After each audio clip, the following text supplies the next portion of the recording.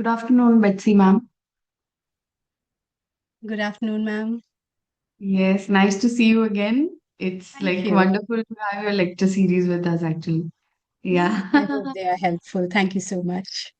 definitely. They are like too good for, everyone who's attending. We have received feedbacks as well. So, yeah, Wonderful. it's going on great. Yeah, Thank you. So we're going to do a big topic today, concise in 1.5 hours. So let's see how it I goes. understand. Yeah, it's pretty difficult to get that done in that much amount of time. But yeah, it, look at it that way. Right. So let We're me know. also waiting. Yes, Yeah, ma'am, I'll let you know. yeah, we'll That wait sir for a is minute also or here. whatever. Yeah, but that sir is also here. Good afternoon, sir. Yeah, very good afternoon. Very good afternoon. Good Sorry for afternoon, that. I sir. was little late. Yeah. How are you, doctor? All set? Fine, sir. Thank you. How are you? I'm just going on. I think a lot of appreciations from lot many people. So many people have attended also, and Thank you. they are eager to know that when we can conduct offline also. That's why we are in the pipeline of that also thought process. Let's see if we can We'll work do out on that. that also. Definitely. God willing, we'll do. Yeah, Thank you so much. yeah, We'll do yeah. that.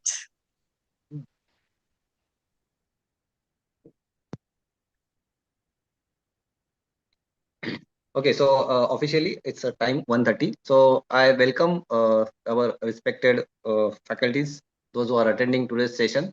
As per the guidelines of Honorable Vice Chancellor Sir and clear-cut modifications and thorough guidelines as initially explained by our Registrar Sir, Dr. Bangal Sir, and some directions from the COE sir. We are here with again the next session of the today's how we can work out with the AI. That is the best part of this particular session, which will clear up most of the confusion how we can go ahead with this, because I have already a certain session on this. So I feel that all the respected faculty members, PGs, and of course undergraduates also will get definitely benefit out of this.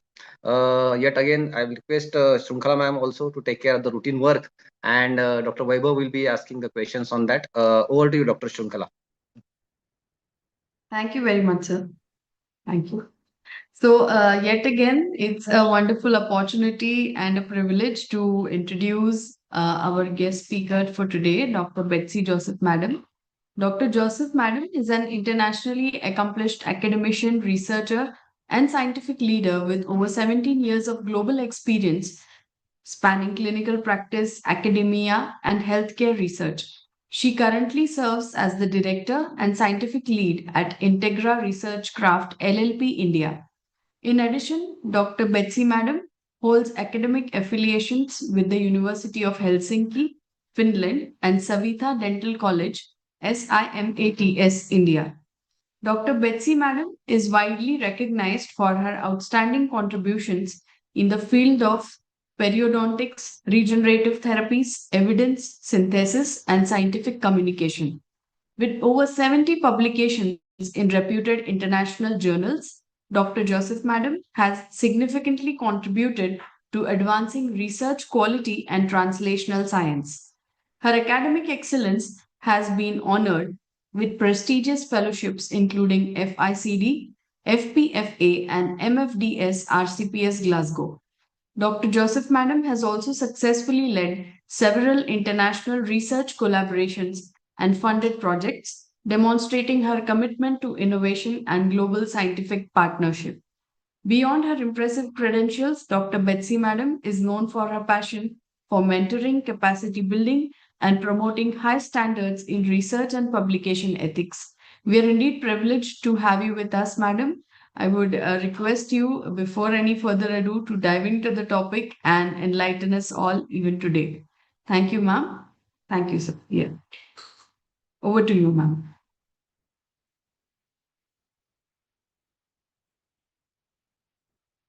Muted. Ma'am, you are muted. If I could, yes, yes. Yes. I cannot Thank hear you. you. Yes, yes, yes. Thank Perfect, you, ma'am. Mahendra sir and Shrinkala ma'am, for your warm welcome and your kind introduction.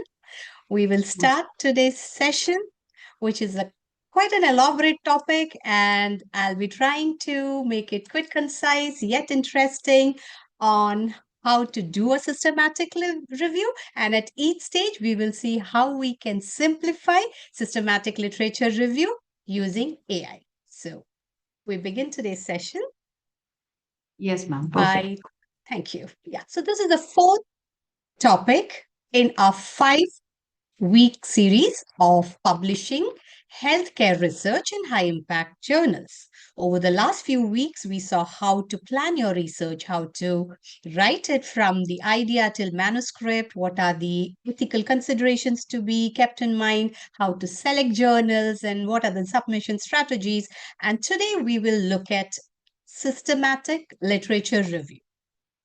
We will see what systematic literature review is and what are the tools that can be used and how we can, with a streamlined workflow in a hybrid mode where human is in charge, is responsible for the final decision making, but we are definitely using AI tools wherever necessary. So why systematic literature review? What is so important about systematic literature review? Now, if you look at it, systematic literature review is the cornerstone of evidence based practice. In healthcare, we all practice evidence based medicine. We base our decisions with the final goal of doing good to the patient, for the final welfare of the patient. We make certain decisions. Now, our decisions are based on clinical judgment, available evidence, and patient based values. So, today we are focusing on how to get the best evidence from available studies and how to conduct a systematic literature review using AI help. Now, if you look at the graph on the right side, the pyramid on the right side, you can see that the studies that are at the bottom, for example, expert opinion, case report or case series. As we go up the pyramid, we have cohort studies, we have clinical studies, controlled clinical studies, and randomized control studies. These are all subject level data. But when you go higher up in the pyramid of evidence, when we pool the findings of these different study designs in a structured manner, we get a systematic literature review and a meta-analysis. Based on systematic literature review and meta-analysis findings, and also clinical practice guidelines, do we base our final decisions. But what is happening now is there's a lot of literature that's available each day. A lot of biomedical literature is coming up. So manually synthesizing evidence is becoming more and more difficult. If you look at it, starting from the planning of a research question and preparation of protocol of a systematic literature review, to the end of it getting it published, it can anywhere take from 6 to 18 months or more. So there are certain challenges that we face when we are conducting systematic literature review in the traditional way, the manual way. Number one, we have to search many databases. So we have to cover PubMed, Embase, Cochrane, Web of Science, Scopus, etc. We have to search all these databases manually and screen for studies, which can be time consuming. Then the process of pulling out data, extracting data from these collected, finalized, screened articles can be very tedious and it can be error prone. Again, there is heavy manual drafting and effort needed from the team members while putting together the findings of these studies. So if you look at it, when we screen each database, we might get studies, thousands of studies from each database. Then we use certain tools to narrow down our search. We use certain eligibility criteria to screen the study. We screen the title, we screen the abstract, and then we screen the full text of selected studies.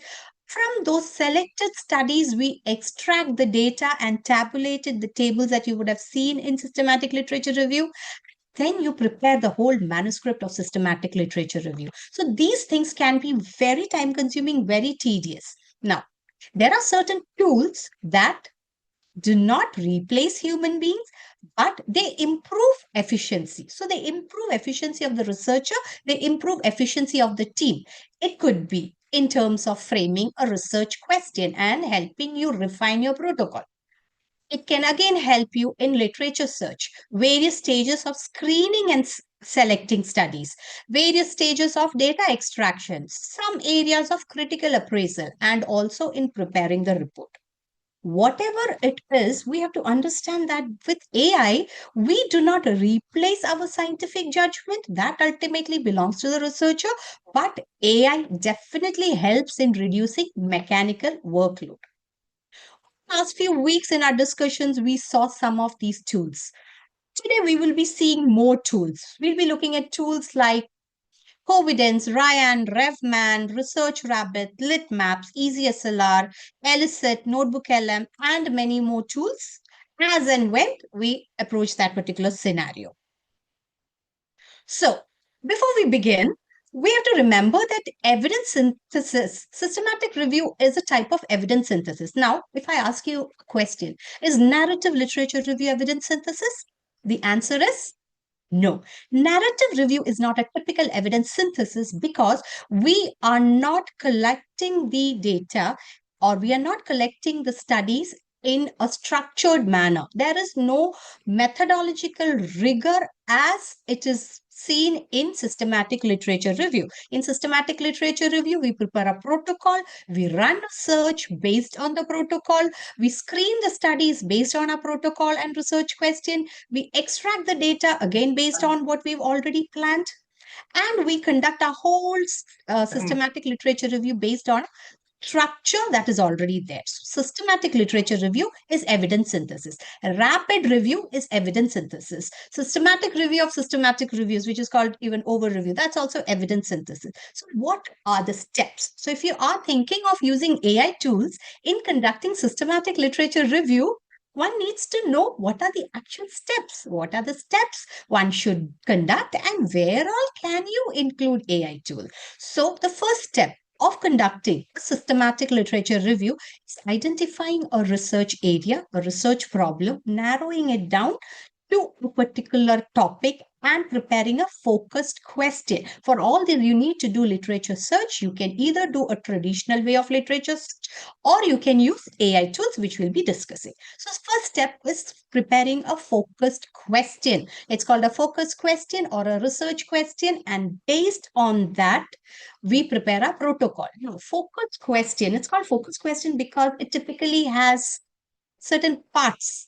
For example, if you're doing a systematic review of interventional studies, you would be having 4 parts for your focus question. You will have a P, a population, intervention, comparator, and outcome. These 4 parameters will be mentioned in your research question. So focus question with PICO, PICO, if it's an interventional study. If you're looking at an exposure type of study, you will have PECO. Similar way, you can have different formats for your research question and you prepare a protocol. Why do you prepare a protocol? So that you have a roadmap to conduct your systematic literature review. And if it's a systematic literature review, you will have to register it on databases such as Prospero or OS. So do prepare a protocol. Decide the time at which you have to register. It should not be later than beginning of screening of your studies. After you prepare your research question and protocol, we have to search the literature. After you search the literature, you get a number of studies from different databases. You screen the studies. After you screen the studies and finalize which all studies should be finally included in your systematic literature review based on the inclusion-exclusion criteria, you will have final studies, final number of studies. They could be 10, they could be 15, 20, even 35 final studies can be there in a systematic literature review, all depending on your research question, the databases you have searched, your eligibility criteria, and other criteria. So extract important data from each of these finalized studies to answer your research question. After you do that, you have to also do critical appraisal of the study, which means you have to, if you've seen a systematic literature review, you would see tables. The initial tables would be related to the data extracted from the studies that is finally included in the systematic review. Then you will also have a table which is called the risk of bias table, a critical appraisal table, where you are telling the reader the trustworthiness of the studies that you have included in your systematic review. Now remember, evidence synthesis, systematic literature review, all this is structured form of communication, which means you have to you are communicating your findings with your readers, your audience, and then when you're communicating, because it's evidence synthesis, it is your duty to tell the reader what is the quality of the study, what are the qualities of the studies you have included in your systematic literature review, because the strength of the evidence that you get from systematic literature review is only as good as the quality of the studies included in your systematic literature review. Now, this one sentence is what should guide you through your whole process of systematic literature review. So we do critical appraisal, risk of bias, using different risk of bias tools based on study design of the included studies. Finally, we synthesize. We have extracted data, we have made tables, now we synthesize. Only when you synthesize will it give meaning to the report, right? So you will synthesize the study. The synthesis can be qualitative, quantitative, such as meta-analysis when it is quantitative analysis, or you can do a PMAT qualitative analysis. And then is when you prepare the manuscript for systematic literature review. So in this last 2 minutes or so, you would have understood how extensive it is to conduct a systematic literature review and how difficult it can be when you're conducting systematic literature review in a traditional manner alone. Now, phase 1. Now we will look at these phases step by step. And we will see what can we do and what all AI tools can we use at each stage. So the first stage is called pre-review planning. And in that, we are preparing to conduct systematic literature review. First would be framing a research question. The research question should have 4 parts. PICO is the format of the research question when we are doing an interventional type of systematic literature review. P is population, intervention, comparison, outcome. Now, let's take the example of conducting a systematic literature review using semaglutide. It's just an example. You want to do a systematic literature review using semaglutide in diabetic patients. So here, it's a very broad topic, right? So to do a structured evidence synthesis, we have to identify our P, which is a population. Let's assume we are including adult patients with type 2 diabetes mellitus. Now, again, here, when you refine, you have to mention by adult which age group. Is it 18 and above or 35 and above? It's up to you, but it should be justified. Now, semaglutide experiment, systematic review, we are explaining. Population, we have identified. Intervention, semaglutide. Again, you have to specify. Just saying semaglutide is not enough. Whether you're looking at oral dose or you're looking at cutaneous dose, you have to specify as you refine. Then you have to refine what is a comparator group and what is the outcome. You have to mention in your protocol as part of your PICO framework and explanation, what is the comparator group? Are you comparing these patients taking semaglutide against placebo or against any other drug? And you have to mention the outcome, which should be a measurable outcome. In this case, if you want to see the reduction of diabetic condition, after taking semaglutide, you have to mention a measurable outcome, which can be HbA1c reduction in this case. So you get an idea how we frame a research question. What are the different parts of our focused question or research question for evidence synthesis for systematic literature review?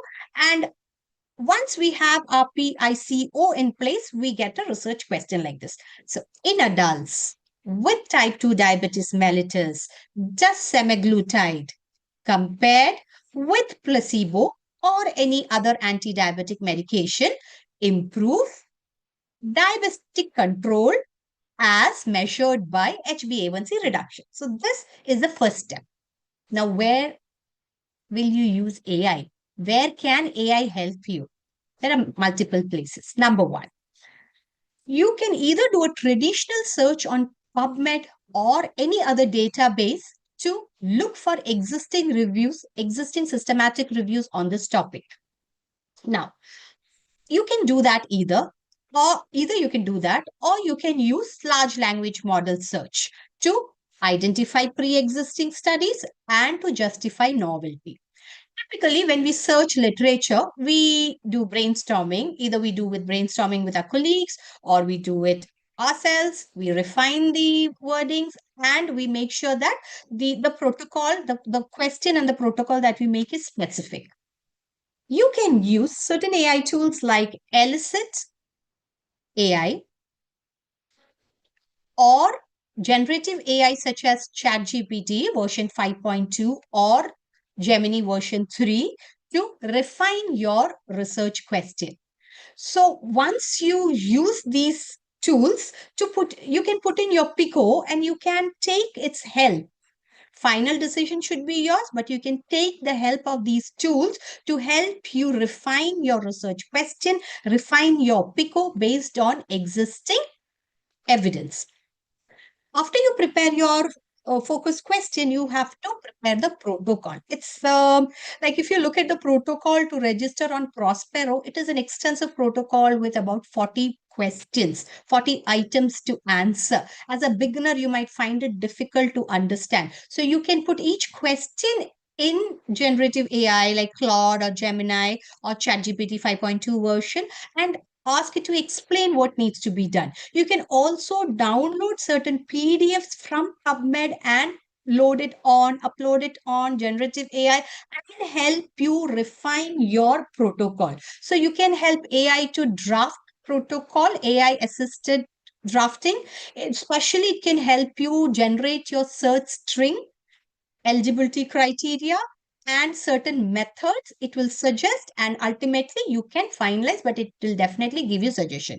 You have to register your protocol on Prospero, but that's something you have to do it yourself. Now, registering your protocol on Prospero is part of being transparent about your evidence synthesis. So again, you can use these tools such as ChatGPT, Gemini, or SciSpace for drafting, for understanding and drafting different sections of your protocol by brainstorming and by refining your draft. Again, in the draft, a very important criteria is inclusion-exclusion criteria. You would have heard many people, at least I've heard many people tell me, started systematic review very enthusiastically, but they left it halfway, they aborted it halfway. And one of the main reasons why people do not complete systematic literature review is enthusiastically you start your systematic literature review, you find a lot of studies. Then when it comes to screening, if you do not have an eligibility criteria already mentioned, planned and mentioned in your protocol, you do not know where to go and check. So you might end up taking too many studies in your study without actually following a criteria. So you should have an inclusion exclusion criteria in your protocol, which should be explicit and measurable criteria. For example, age of the patients, the design, the language, that the language means whether you will choose only English studies or would you like to add any other foreign language, or are there any studies available in Indian language? What is the date? From which date to which date will you do? Will you be doing a systematic literature review from year 2000 to year 2025 or till 26, or maybe last 5 years? So how do you decide?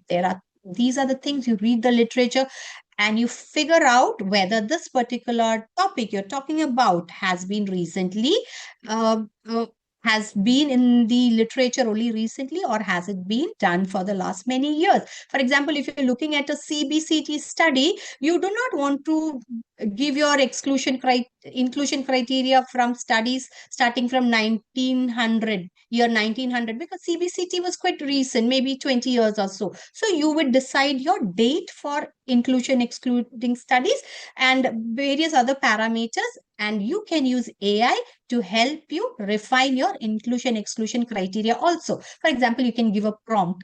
If you're coming back to the semaglutide, you can give a prompt to refine your question and your protocol, like list measurable inclusion and exclusion criteria for randomized controlled trials of semaglutide in type 2 diabetes mellitus.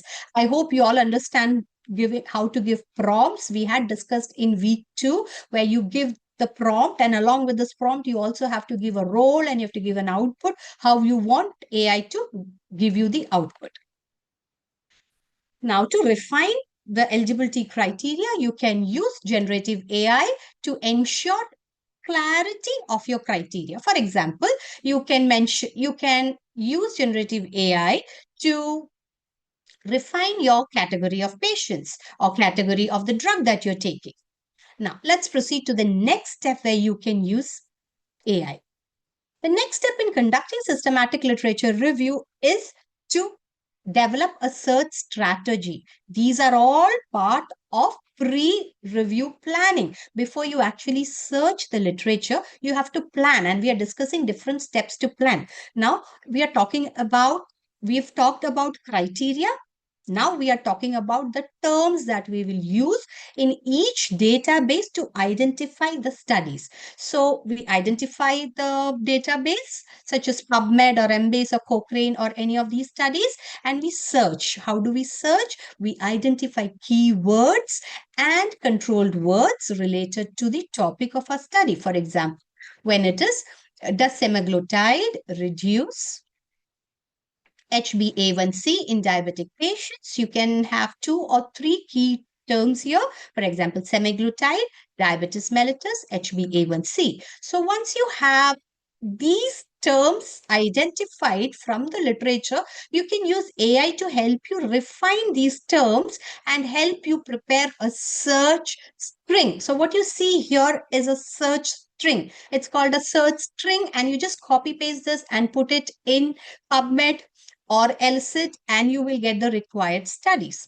Now, the search string can be more elaborate. You can put in the date, the language, and you can use different Boolean operators. So I hope you understand Boolean operators. They are combining words such as or, and, not, and you put them in all caps. You can see or and written here in all caps. You can also include not and another parameter that you want. So you can use ChatGPT or Gemini, the latest version, or Elicit, where you can use the search string to insert it into that particular database, and you can get the articles. Now, you can either use a search string onto PubMed, or you can actually now use it on Scopus AI to get Scopus studies, or Scopus indexed articles, or you can go to the deep search. So whenever you're using Scopus AI or ChatGPT or Gemini, go to the deep research section where it can actually connect you to the database. But again, do you trust it?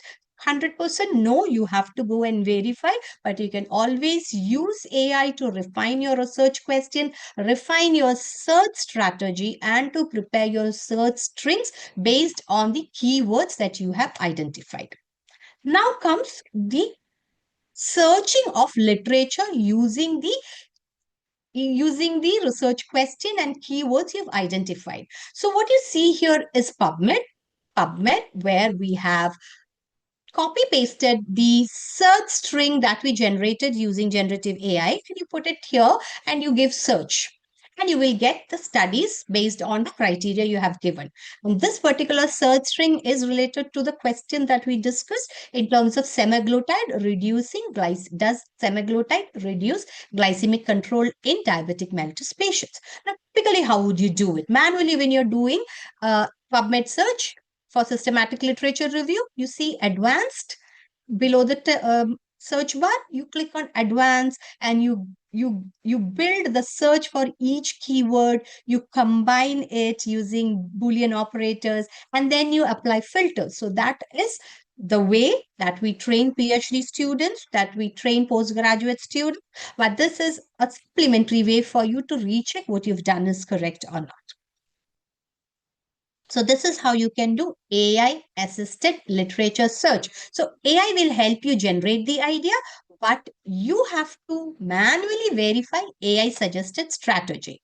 So you can use AI to suggest related terms, to identify gap areas, to refine your search queries, and also to identify landmark trials, and to do citation framework to identify studies where a lot of citation has been received. So particularly you can use tools like Research Rabbit, connected papers, and lit maps that will show you visually. It will show you, you just give one seed study, one particular study of your prime interest, and it will show you in a visually it will display all other studies that are connected to this particular study and what are the citations received, etc. So you can always use this to supplement your PubMed search. And if you are doing a deep research, you can give queries like find RCTs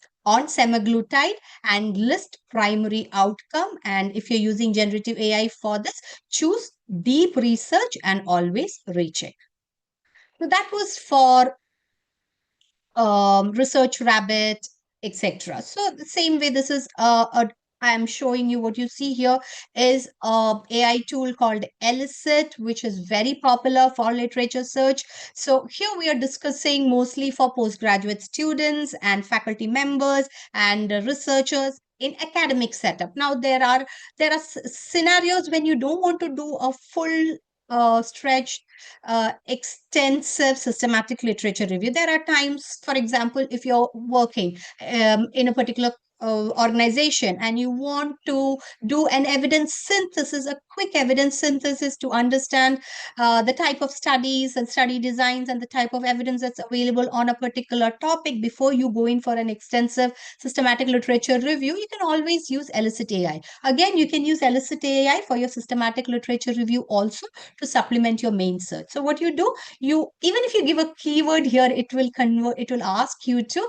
convert it into a research question. So I've pasted our research question onto this, and it says great question, and then we click search and it gives you this display. What do you see here? When we pasted our research question on semaglutide, this is just an example, it shows you a lot of papers that are available currently, including the name of the journal and the DOI, and in many of them, full text. If it's not behind paywall, you can get access to full text also. In the middle of the screen, you can see summary of each study. And on the extreme right side, you can actually see the summary of all the studies that it has currently listed. So this can be used to quickly understand the evidence that is available related to a particular topic, and also to supplement your systematic literature review search. There's also a provision on Elicit to select the columns. Right now, what you see is paper and summary, but in systematic literature review, you don't just want summary. You want tables related to the study design, population, intervention, outcome variable, etc. So for that, you can select the suggested columns or name new columns, and these data from the paper will be extracted. Now, uh, do you blindly submit it for your paper? No, you will verify, but you definitely get a lot of work done when AI screens these things and prepares the tips, and you modify it and you recheck and you modify it. Now, how do you use Gemini, Claude, or ChatGPT to help you prepare a search string and search? So you can either use a deep research to look for articles, but there's a lot of risk for hallucination when it comes to generative AI. So instead of using generative AI for searching articles, I would suggest that you can use it for brainstorming, for preparing your research question, for refining your research question, as you can see here. And you can also help it to refine your search string that you can use in different databases. So we prepared a focus question, we prepared a protocol, we refined our protocol, and then we searched the literature. After you search the literature, you don't want to use all the studies given in the literature. You want to screen the studies and you want to select the studies. So for that, what do we do? To identify potentially relevant studies suitable to answer your research question, we have to screen the studies. Screening happens in 3 stages. So traditionally, when we will read through the titles of all the articles, abstract of all the articles, select what we want, select what, keep away what we don't want. How do we do that? We go back to the eligibility criteria that we had mentioned, had planned, and based on that, we screen the studies. For example, you got 1,000 studies and you go through all those 1,000 studies manually, go through the title and abstract of 1,000 studies, and you decide to keep maybe 100 studies. Those 100 studies, you download full text and you read through the full text of those 100 studies, and again compare, and again match it with your eligibility criteria. So this is how we used to do many years during PhD and after PhD for many, many years. And then you finally get, say, 20 or 30 or 15 or 17, whatever number of final studies that you plan to include in your systematic literature review. You do a data extraction for them. So this is the process of screening, and this is very time consuming, tedious. And what you can, so now with AI, what you can do, you start with human screening of initial set and train your tool, and you can use AI to help you refine the ranking. Refine the ranking means maybe 50 studies you've decided to include. You can, once you do it, you can use AI to recheck, or you can do it the other way around. But always when you're using AI, start giving it a context, start training it, and then maybe check 2, 3 articles, do it individually, check manually, and then give it more number of articles, rather than just uploading all the articles in the first go and asking it to rank based on the eligibility criteria. Always have 2 or more than 2 human reviewers, but AI can always help you recheck, but final decision is going to be the researchers. What tools can we use? So for systematic literature review, starting from screening onwards, a couple of tools that are very useful is Covidence, Ryan, Revman, and again you can use AS Reviewer, Distal SRSP, Epi Reviewer, etc. Some of them need some of them allow you to do a trial version, so you can learn how to do these things, but some of them are paid versions, so many universities do have access to it, so please use it according to your university guidelines. Now, eligibility criteria, always very important. And in case when you're searching preliminary, and if there's any refinement that you're doing in your eligibility criteria, you have to actually go back and refine in your protocol. And if you have registered your protocol, you have to edit that, because you're being transparent about any change in the criteria that has come about. So this we already discussed, that you can use AI to refine your eligibility criteria, and you can use it to conduct your screening. When you are screening, there is also, before you do screening, in fact, you have to remove duplicates, because you are searching different databases in the previous stage of literature search. In that stage, from PubMed, Scopus, Web of Science, for example, let's assume you have checked 3 databases. Many studies that are available in all these 3 databases. So you have to download it in Reference Manager, and you combine them in Reference Manager to remove the duplicates and have only one set of articles. So that is also done in Ryan or Covidence, auto detection of duplicates and removal. Or else you can, even without AI, you can use your referencing software such as Zotero, EndNote, or Mendeley to remove duplicates. Even connected papers can help you with a AI listed, AI curated list of articles. Why are we making sure of removing the duplicates, making sure how many articles are there in each database? Because remember, the final goal is to prepare your evidence synthesis report, the manuscript, where you have to give a flow chart, which is called a Prisma flow chart. What you see on the left side is a blank Prisma flow chart, and what you see on the right side is a Prisma flow chart that has been filled based on the results that we got from a systematic review that we did. So we said finally, from all databases, we got 1,387 studies. Out of that, from PubMed, we got so much, from Cochrane, so much. And then on the right side, you see how many were removed as because they were duplicates? How many were removed because full text was not available? How many were removed because they did not fall into the criteria? All these things should be mentioned and kept as part of your Prisma flowchart.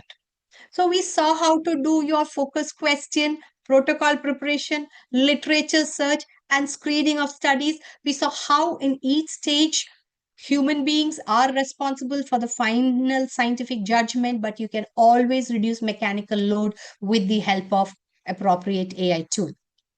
Now, after screening the studies from 1,000 or 1,500 studies, you've narrowed it down to, say, 15 studies or 10 studies. And now you want to tell your reader in your systematic literature review, you want to show them a table of the studies that you have collected. So what do? You have to extract data. You have to systematically pull out study data from each study and tabulate it. So after today's session, please go and look at a systematic literature review that is published if you've not seen one so far, and you will see there are many tables in systematic literature review, and the first and one of the tables would be those of data extraction. So you can do it manually, or you can take the help of AI and verify it for accuracy. Now, there are many tools. For example, Chat PDF or Kumata, where you can upload PDF and you can ask specific queries related to each field. So basically, you can interact with the PDF.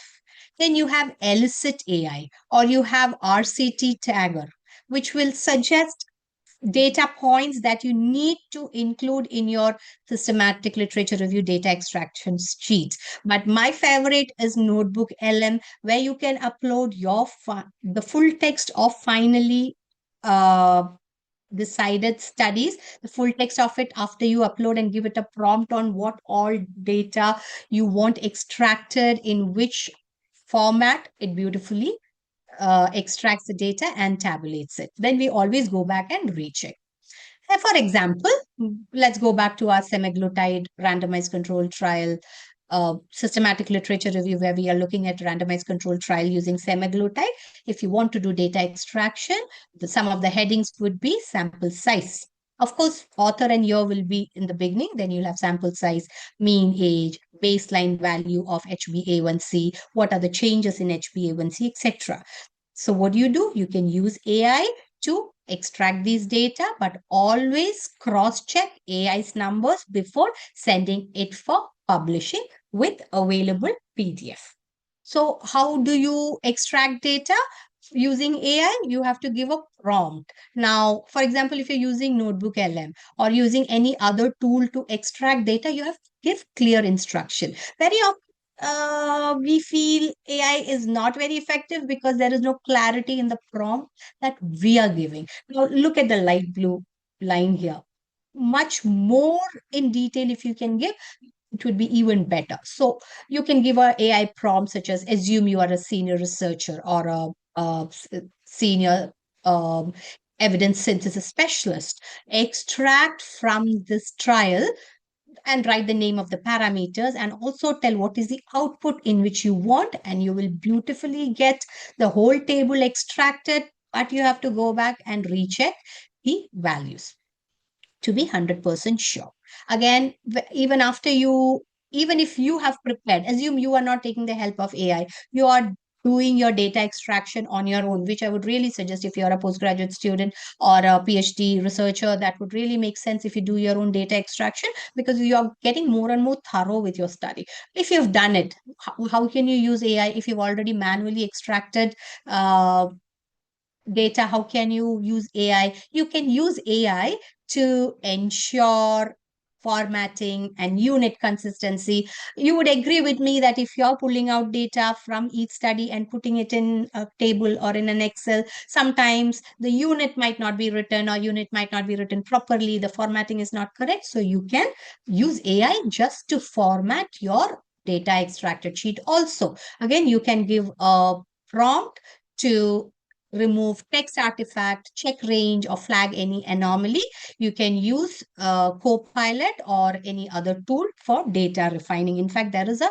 tool called Open Refine, which is a non-AI tool that is used only for data refining and management. Now, after data extraction, you have already finalized what are the studies to be there in your systematic literature review, and you have extracted the data.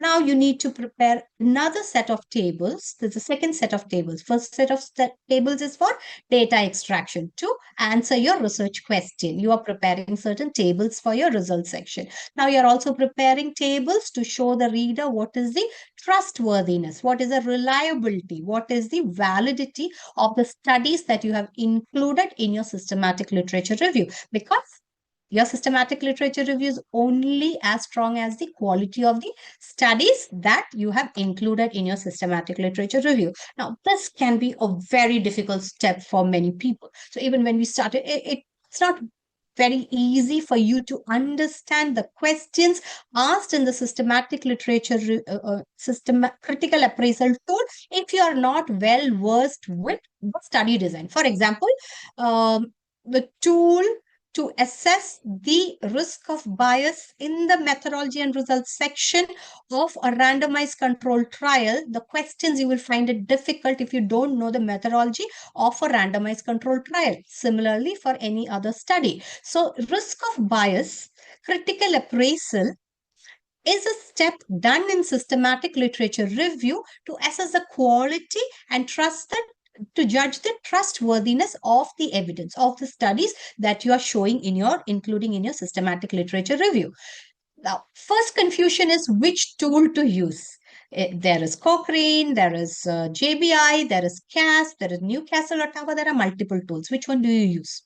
So, easy tip, what I would tell you is if you're a beginner and you're wondering which tool to use, best would be go to a recently published systematic literature review, very similar to your research question, and see what tool has been used. Or else again, you can use generative AI by giving your proper context, give your research question, give your inclusion exclusion criteria, and then you ask it to suggest tools for your systematic literature review. But you will not need any of these if you are using Covidence or Distill SR, because there is a semi-automated prompt for risk of bias tool already there. There are also tools like Easy SLR where you can take the help of AI to do certain steps of your systematic literature review. There is also Grade Pro, a tool that's available where you can do another step of systematic literature review, part of your critical appraisal, where you're talking about the certainty of evidence. So, if you are new to critical appraisal, if you're new to the methodology of randomized control trial, of cohort studies, of case control studies, and you find it difficult to even understand what is question is up, you can use MySpace or any of the other generative AI tools to help you understand that question and identify the part in the PDF that answers the question. I hope that is clear. Now, just example of one website that will help you understand lot many aspects of evidence synthesis. Right now, we are talking about systematic literature review, risk of bias, critical appraisal tool. So you can go to JBI, you can go to Cochrane. There are multiple websites, but here I'm showing the website of JBI where you can go to resources and click on a critical appraisal tool, and you will get so many tools to suit the study design that you are looking for. Even in one systematic literature review, you might have 2 or 3 different study designs, studies done in 2 or 3 different designs. So you can use suitable tools to answer your question. For example, I'll just show you one example. For example, if you click on randomized control trial, a page like this will open up and you click on randomized control trial PDF of risk of bias, a whole PDF will open up where there are 7 to 12, depending on the tool, questions related to the methodology and the result of the study that you're looking at. And you have to pick each question and answer whether it is for example, randomization, whether randomization was done, whether blinding was done, whether the results are mentioned properly. So these things you will answer in yes, no, or unsure,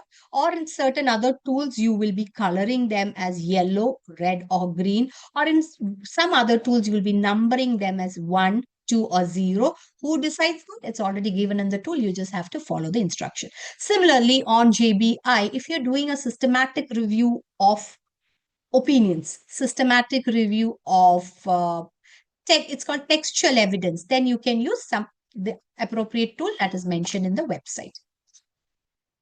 Now, I'll give you one more example before we proceed. For example, we are doing a critical appraisal of a systematic literature review on semaglutide, and you're looking at randomized controlled trials, and you've picked, say, 10 randomized controlled trials, and you want to prepare the risk of bias tool, you will look at different questions that is given in the tool.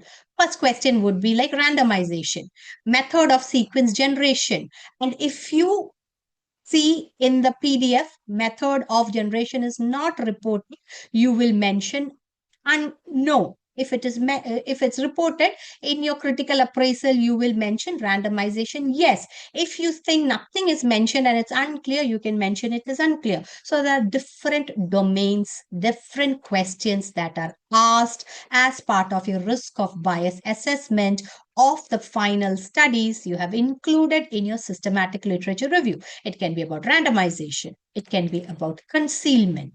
It can be about blinding. It can be about incomplete data. So you can use these questions to prepare your risk of bias questionnaire, and you can take the help of AI to help you identify these questions. If you're a beginner, you might not even know what it means to randomize. So you take the help of AI and ask questions like identify any concerns and risk of bias in the methodology section. And you can also upload the risk of bias PDF and ask AI to evaluate the particular study based on the questions asked in the risk of bias tool. Now, will you 100% believe it? No, but you can always help it to refine your judgment, help you to make a final judgment. Now we come towards the last few steps of conducting systematic literature review and preparing it. So we have searched literature, we have screened the studies, we have identified few studies. From those final few studies, we have extracted data and prepared result tables. We've also done a risk of bias assessment, and we have prepared the tables for critical appraisal. Now, finally, we have to synthesize the data, make sense of the data that we got, right? You can't just look at the table and understand. Many of the readers won't be able to understand. So we synthesize. So synthesis can be done qualitatively, quantitatively.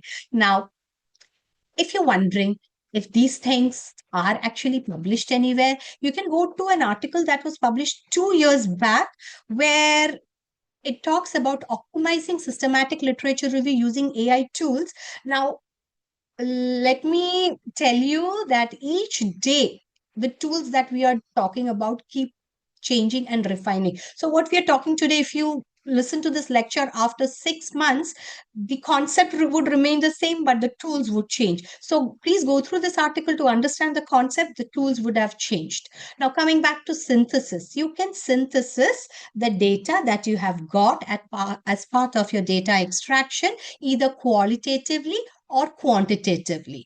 If your data is homogeneous, the data that you've collected from your final set of articles is homogeneous, you can go ahead and do meta-analysis if you have sufficient homogeneous data.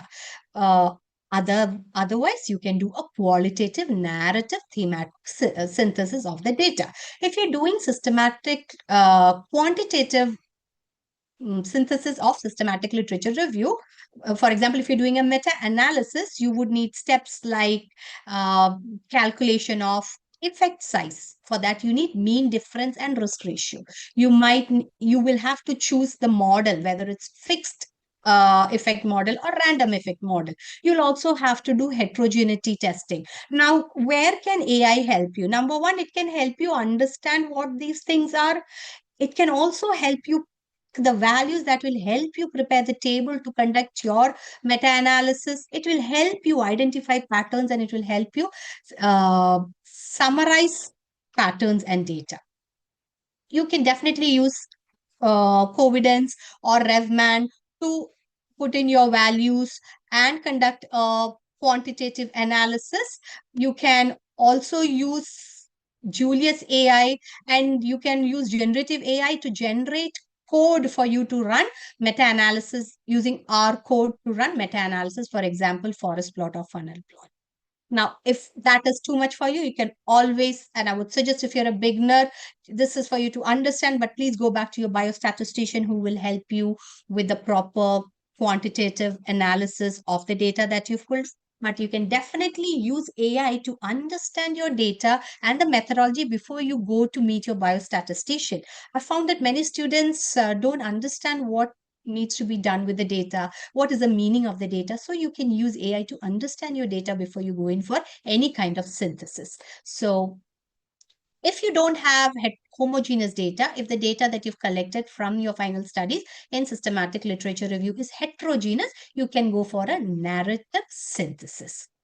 So for narrative synthesis, again, you can use Gemini, Claude, SciSpace, any of these tools, or even you can use Notebook LM to summarize your key findings based on the data that you have collected. There is also DAL-E or Canvas AI also that you can use for qualitative visualization of your data. But whatever it is, make sure that you recheck all the values that you're putting in. You make sure that it is matching with the output, recheck the label of your visual data that is created. So you have put together the data. So once more, what are we talking about? We are talking about evidence synthesis. We are talking about systematic literature review, where we started with focused question. We prepared a protocol. We searched the literature. We screened the literature. We screened the studies based on our inclusion exclusion criteria. After screening, we extracted the data. We did critical appraisal, and we synthesized the data quantitatively or qualitatively based on the results, the data that we got. Now we have to write a systematic literature review. Now you can take the help of AI to refine each section, but more importantly, you can take the help of AI. After you write your results section, you can use AI to refine your results section, because you have a lot of tables. It can help you summarize your uh, results in a more meaningful way. So you can prepare with Prisma diagram, then you can prepare your write-up based on your study characteristics and main outcome, and you can use tools like SciSpace, or you can use Notebook LM, Gemini's Notebook LM, where you can put in your result and ask it to prepare a section about the result section. Or you can write your result and you can use Gemini or SciSpace or ChatGPT 5.2 to refine your writing, to bring consistency in your writing. So these are different things that you can do. Again, coming to the last part, in systematic literature review, you would have a title, you'll have an abstract, you'll have introduction, you have methodology, you have result tables, and you have discussion and conclusion and references. Now, discussion writing can be a little overwhelming if you're a beginner. So you can write your discussion based on the research question, the methodology, and the findings, and you can take the help of AI to refine it. AI can help you list the study strengths and limitation. AI can help you identify previous studies done and help you improve your discussion. You can use AI to critique your study that you're writing. So you can make outline of your discussion. You can simulate peer review comments to find gap. This is a very interesting use of AI. Before sending your paper, you can actually use AI to simulate peer review comments. What you could ask a question like, what could be the comments that I will receive from the reviewers based on my methodology and based on my result. And once you get the output, check it manually and make sure that you have made corrections wherever it's necessary. So to understand more about how to prepare systematic literature review, how to write systematic literature review, please read this document, which is an explanation and elaboration of PRISMA 2020. I hope you know that you have to use the PRISMA 2020 checklist to write your systematic literature review, and you can use this document to understand more about each item that is needed. Same way, you can use AI to refine your title, identify better keywords, and refine your abstract by giving correct prompts based on the number of words. Either you can write it and refine it, or you can use AI to prepare your abstract. But I would always suggest that you write and you use it refine.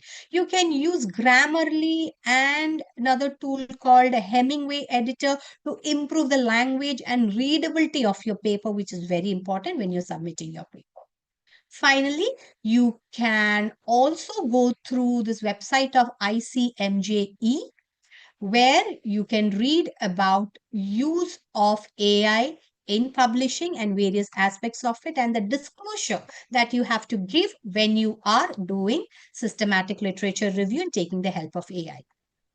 Common pitfalls and warnings that one needs to be mindful of when you are doing systematic literature review using AI is AI may produce plausible but false data or citation.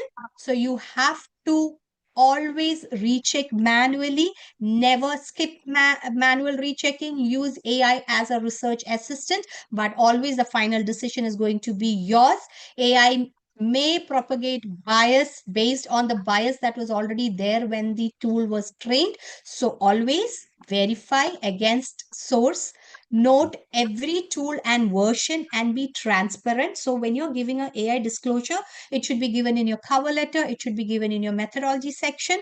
And whenever you're giving a disclosure, don't just write the name of the tool, you should write the version also of the tool. And don't present AI draft as final.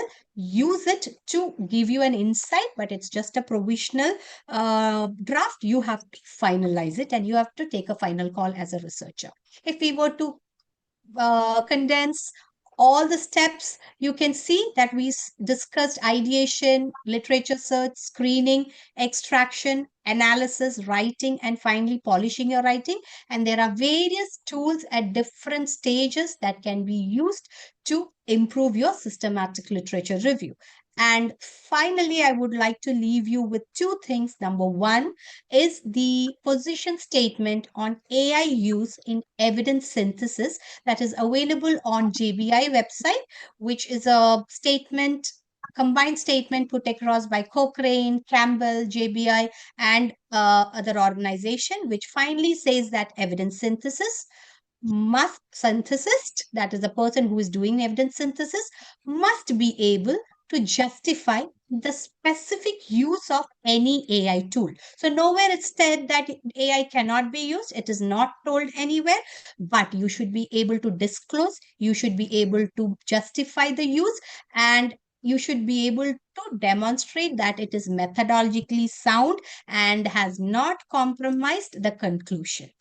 The final key takeaway of what we saw in the last 1.5 hours is number one, AI dramatically reduces repetitive tasks such as searching, query building, initial risk prioritization, etc. Initial screening, prioritization, etc. Number two, human oversight is essential. Never accept AI output without verification. Report every AI tool and the version in your method section. The best results come from a hybrid workflow. So end of the day, the lesson we take is we have to understand how to do a hybrid workflow, that is AI augmented systematic literature review, not AI run systematic literature review. And finally, stay updated on new tools, new methodology, because the landscape of AI is changing every day. So stay updated. So thank you so much for your patient listening on this session. And next week will be our final session on how to report your innovations into a publication. So thank you so much. If you have any queries, you can connect with me on betsy.joseph@helsinki.fi or connect with me on LinkedIn at Dr. Betsy Joseph. Thank you everyone for your patient listening, and I'm open to questions. Thank you, Dr. Joseph. Dr. Joseph explained this session about how AI use for faster publications. So by using this smart work, definitely we will do the faster publication, and it's very helpful for us. Now session is open for question and answers. Any questions from audience? There are certain questions. How do publishers like Elsewhere or Springer or Nature regulate the AI use? So it has to be clearly mentioned. So no one is telling nowadays that AI need not be used. AI can be used, but it has to be properly disclosed and human oversight should be there, which means a researcher has to always verify the output of AI and mention it in the cover letter and in the methodology. That is what is expected by Elsevier and any other publisher. Next question. How reliable are AI generated summaries of academic publications? My answer would be that please try it yourself today. Yes. Isn't it? So this is something that we can practice it ourselves and reaffirm our conviction in it. So let's take our own published paper. Let's take one of our published paper, put it in AI, and now AI is a very broad term. Let's select a particular tool. Let's say Notebook LM. Put it in Notebook LM and ask it to summarize in tabular format, or make it into a mind map, or make it into an audio podcast, or make it into a summary of 200 words. And let's match and see. Then we will be able to say how good it is. But definitely it is helpful.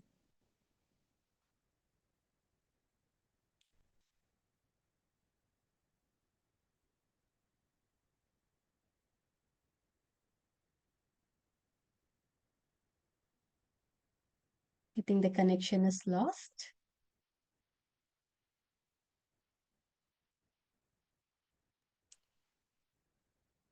Yeah, I think somehow Sir must have got disconnected. But as usual, Dr. Joseph, amazing session this time also again. And how the natural intelligence is still working, how to work out how the artificial intelligence can help us in getting more improvement in these things. So that is what some highlighting points that you have given a lot of tools, but looking forward to actually utilize that in the next coming some workshops also. So it will be helpful for us to go ahead with that. And as you mentioned, your email ID also.